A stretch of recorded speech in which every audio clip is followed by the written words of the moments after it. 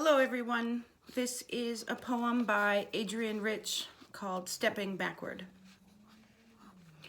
Goodbye to you whom I shall see tomorrow, next year, and when I'm 50. Still goodbye.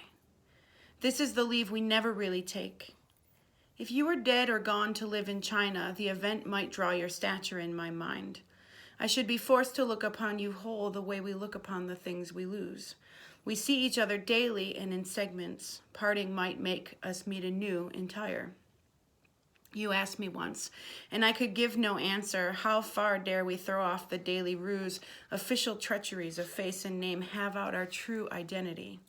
I could hazard an answer now if you are asking still. We are a small and lonely human race, showing no sign of mastering solitude out on this stony planet that we farm. The most that we can do for one another is let our blunders and our blind mischances argue a certain brusque, abrupt compassion. We might as well be truthful.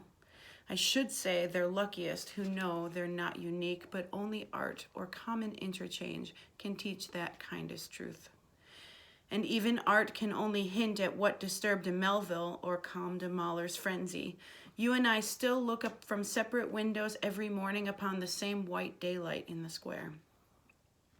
And when we come into each other's rooms once in a while, encumbered and self-conscious, we hovered awkwardly about the threshold and usually regret the visit later. Perhaps the harshest fact is, only lovers, and once in a while too with the grace of lovers, unlearn that clumsiness of rare intrusion and let each other freely come and go.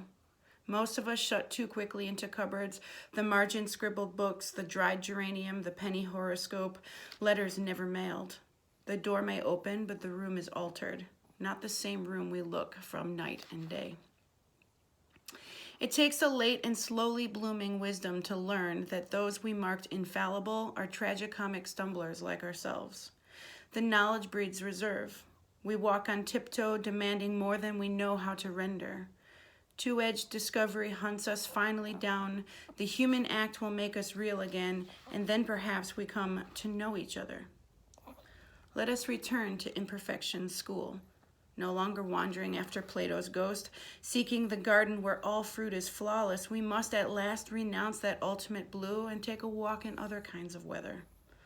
The sourest apple makes its wry announcement that imperfection has a certain tang. Maybe we shouldn't turn our pockets out to the last crumb or lingering bit of fluff. But all we can confess of what we are has in it the defeat of isolation, if not our own, then someone's anyway. So I come back to saying this goodbye, a sort of ceremony of my own. This stepping backward for another glance, perhaps we'll say we need no ceremony because we know each other, crack and flaw, like two irregular stones that fit together. Yet still goodbye, because we live by inches, and only sometimes see the full dimension. Your stature's one I want to memorize, your whole level of being to impose on any other comers, man or woman. I'd ask them that they carry what they are with your particular bearing as you wear the flaws that make you both yourself and human.